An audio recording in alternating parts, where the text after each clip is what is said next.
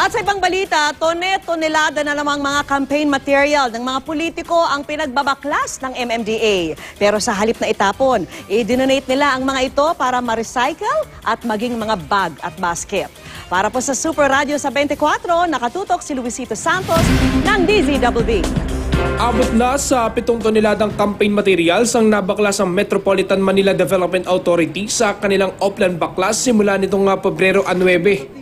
Kanina, ibinigay ng MMDA sa environmentalist group na Eco-Waste Coalition ang mga nakolektang posters at tarpaulin ng mga kandidato. Sa halip na itapon, mare-recycle at mapapakinabangan daw ng mga ito para sa livelihood projects upang gawing mga bags at baskets.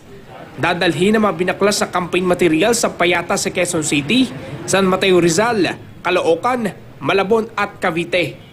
Pero hindi pa raw tapos ang MMDA. Kaninang umaga lang na muling binaklas sa mga tauhan nito ang mga campaign materials sa San Juan City na wala sa mga common area.